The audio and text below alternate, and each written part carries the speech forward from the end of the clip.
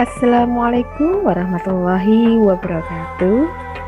Selamat berjumpa kembali dengan Ustazah Robi di tema 3 subtema 1 muatan bahasa Indonesia. Anak-anakku kelas 6, bagaimana kabar kalian di pagi hari ini? Tentu sehat dan semuanya semangat, bukan? Nah, apa yang akan kita pelajari bersama-sama hari ini?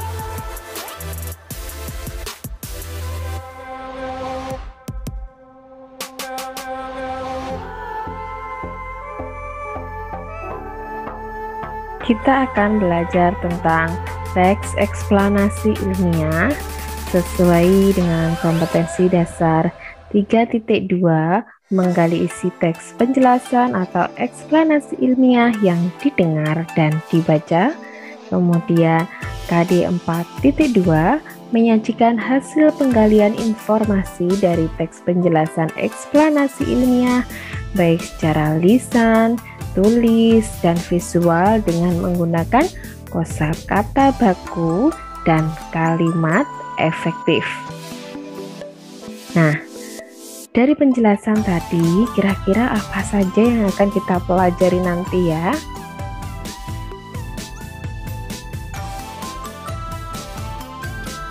Nah, kita akan mempelajari tentang apa sih teks eksplanasi ilmiah.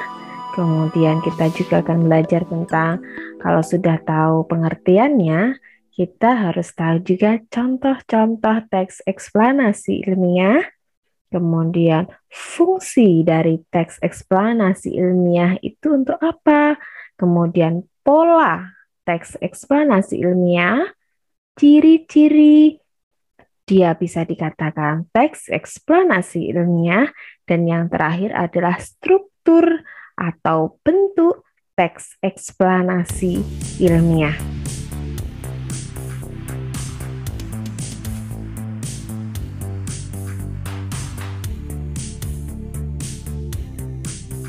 Dimulai dari pengertian tentang eksplanasi ilmiah atau teks eksplanasi ilmiah. Apakah kalian sudah tahu apakah itu teks eksplanasi ilmiah? Ya, pintar. Teks yang menjelaskan terjadinya sesuatu atau terbentuknya suatu proses yang bersifat sains faktual. Kemudian contohnya seperti apa ya?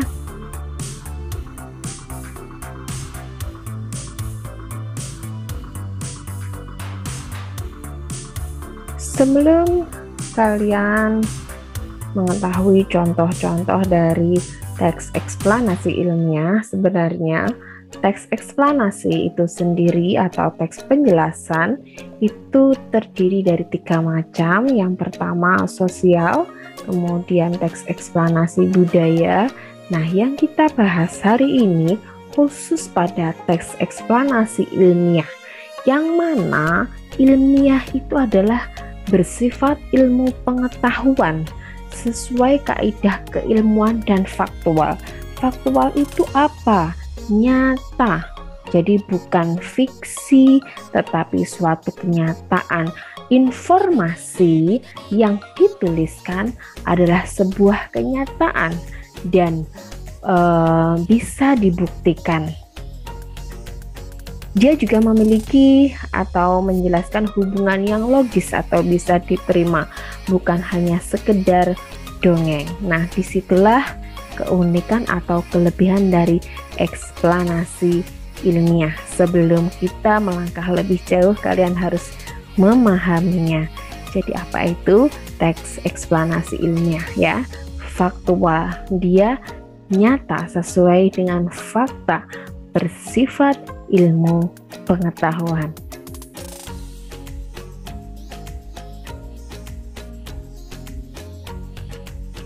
Baik, berikut adalah contoh-contoh teks eksplanasi ilmiah itu apa saja. Yang pertama adalah gejala alam seperti petir dan tsunami. Kalian bisa melihat pada gambarnya itu adalah gejala alam petir. Kemudian kita juga sering mendengar gejala alam yang ada di wilayah Indonesia ini, yaitu tsunami, kemudian terjadinya pelangi, karena ini juga merupakan proses, kemudian dia juga menjelaskan hubungan logis, dan dia merupakan suatu yang bersifat ilmu pengetahuan. Kemudian contoh yang ketiga adalah proses arus listrik. Itu adalah contoh-contoh teks eksplanasi.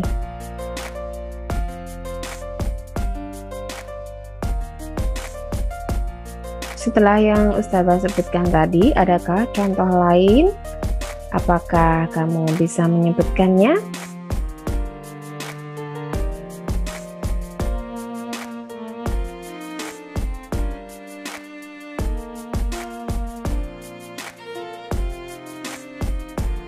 Baik. Ya, pinter.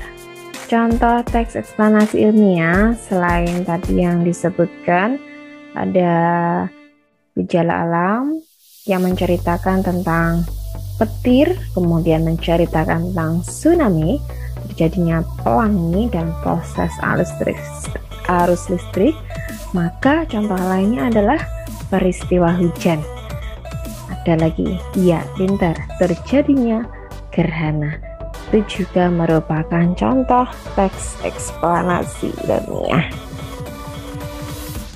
Pola. Nah, sekarang kita membahas tentang pola teks eksplanasi. Ada dua pola dalam teks eksplanasi ilmiah. Yang pertama, dia menceritakan suatu kronologis atau proses terjadinya sesuatu, dimulai dari mana, kemudian yang terjadi apa, dan menjadi apa. Itu adalah suatu proses.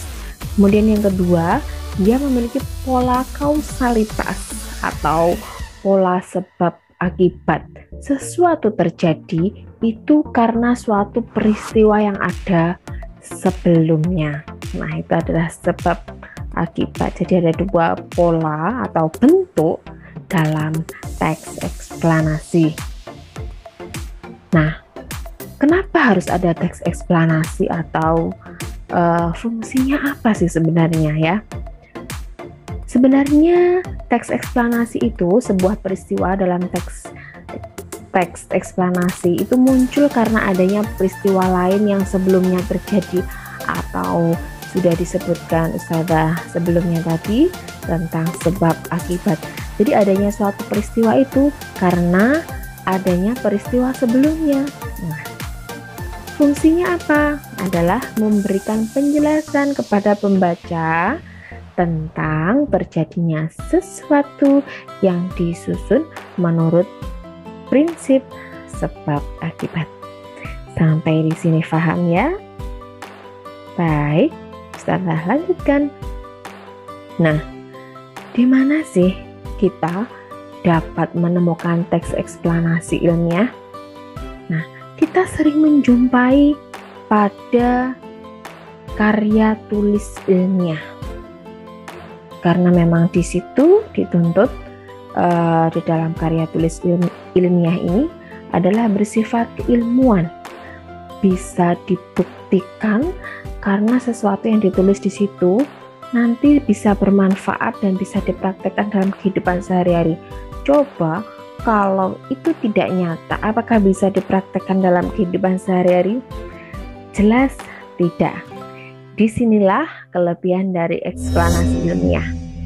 Nah, selanjutnya eksplanasi ilmiah juga dapat kita jumpai pada artikel dan laporan penelitian.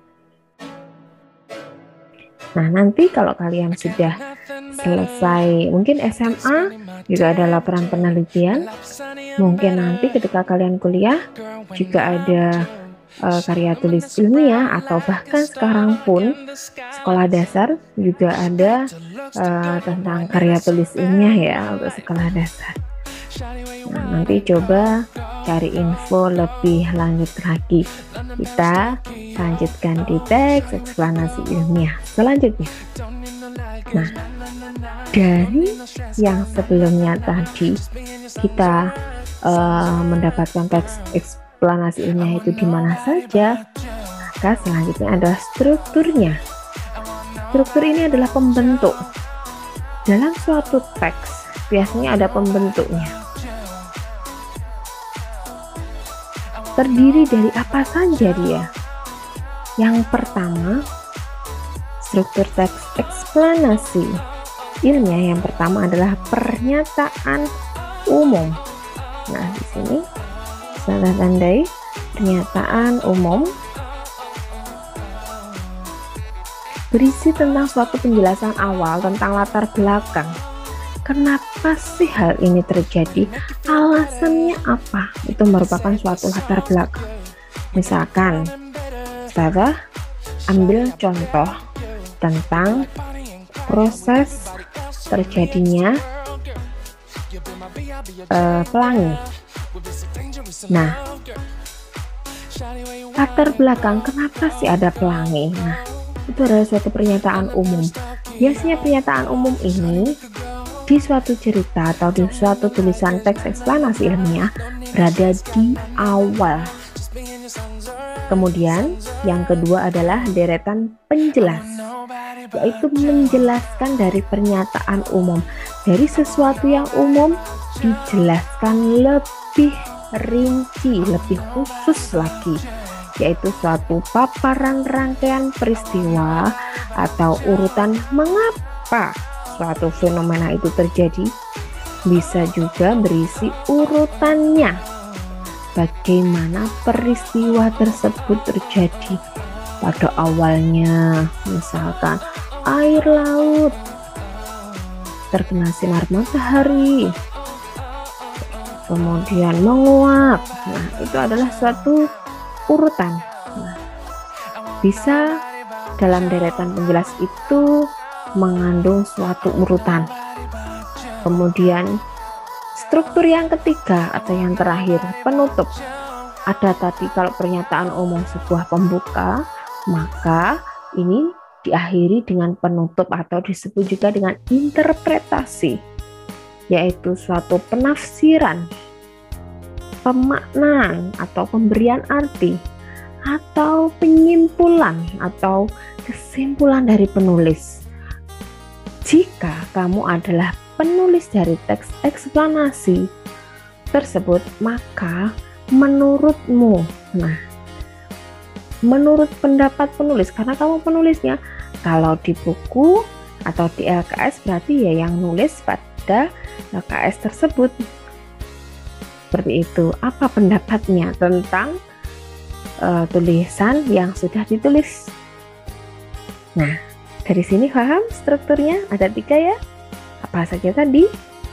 Inter pernyataan umum, deretan penjelas, dan penutup atau interpretasi.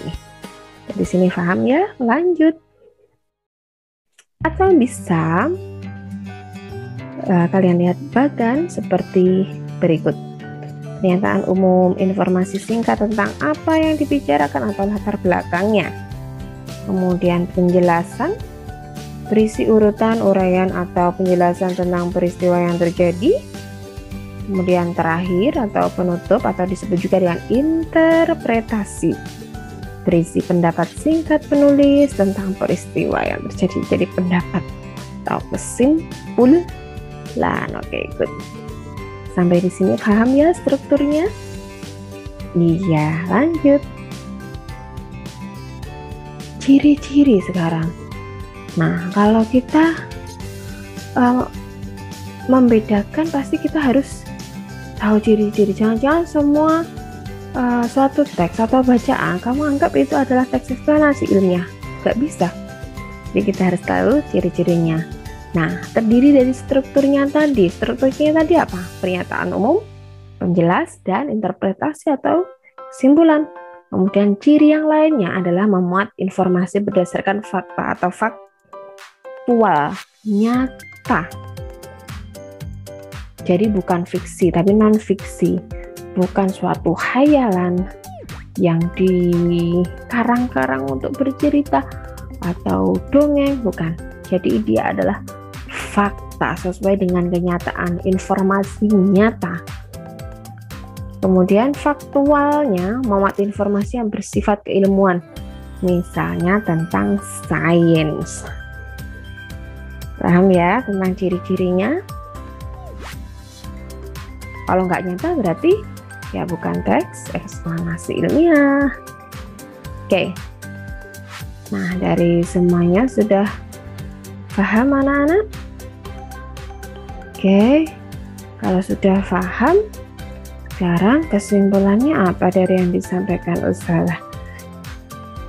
Ustazah akan menyampaikan kesimpulan dari pertemuan pagi hari ini, yaitu adalah teks eksplanasi secara umum, yaitu teks yang menjelaskan hubungan logis dari beberapa proses yang menerangkan atau menjelaskan bagaimana suatu fenomena alam maupun sosial terjadi, tapi khusus di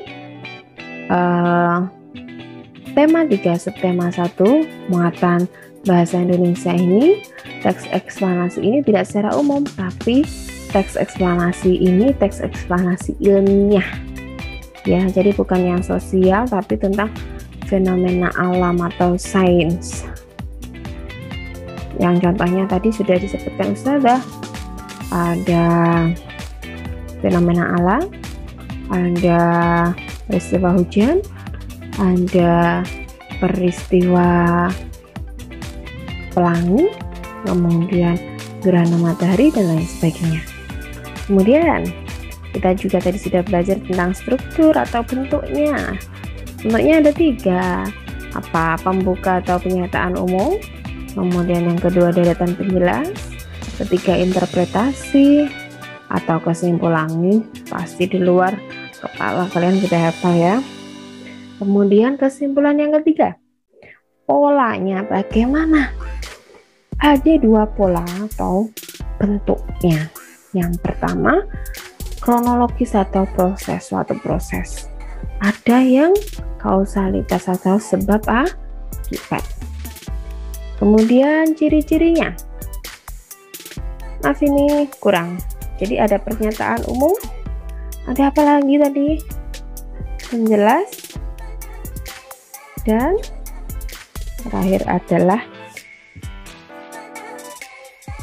interpretasi atau penutup ya.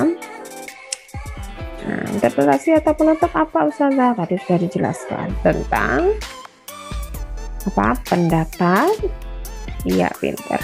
Tentang pendapat penulis. Kemudian memuat informasi berdasarkan fakta, jelas. Bukan hayalan, bukan fiksi, tapi informasi yang nyata. Nah, kita sudah belajar ini semua. Mudah-mudahan kalian bisa mempraktekannya, bisa memilah-milah manakah yang merupakan teks eksplanasi ilmiah dan teks yang bukan eksplanasi ilmiah. Baik anak-anak, sekarang kita lanjutkan berlatih ya. Kalian ada tugas dari Ustazah. Yang pertama adalah menuliskan bagian-bagian teks eksplanasi ilmiah ke dalam tabel. Nah, di dalam aktivitasku subtema 1 di LKS tema 3 pembelajaran 3. Di situ ada bacaan atau teks eksplanasi ilmiah tentang apa? Tentang penemu mesin cuci. Nah, di situ pasti dia memiliki struktur pernyataan umum, deretan penjelas, dan penutup. Kalian disuruh mencari kalimat mana yang merupakan pernyataan umum, kalimat mana yang merupakan deretan penjelas, dan kalimat mana yang merupakan penutup atau pendapat penulis. Ya, silahkan dikerjakan di LKS, kemudian Yang kedua adalah mengerjakan uji kompetensi bahasa Indonesia. Masih di tema 3, subtema 1. Tentunya muatan bahasa Indonesia ya. Nanti akan dicocokkan ketika kita PTM, atau jika belum ada PTM, kita pertemuan Zoom meeting, itu kita akan membahas bersama-sama. Sampai di sini ada yang ditanyakan? Ya, nanti silakan ditanyakan melalui WA pribadi Ustazah, atau jika bertemu secara langsung boleh ditanyakan, Ustazah, ini saya kurang paham, Ustazah, ini saya kurang jelas. Silahkan ya. Nah, Ustazah akhiri sampai di sini. Jangan lupa kalian berlatih, dikerjakan, semangat selalu, jaga kesehatan, dan bahagia selalu. Baik, Ustazah akhiri ada kesalahan, baik sengaja maupun tidak sengaja, baik kesalahan dalam menyampaikan, Ustazah mohon maaf. Wallahul muwaffiq ila aqwamit thoriq. Wassalamualaikum warahmatullahi wabarakatuh.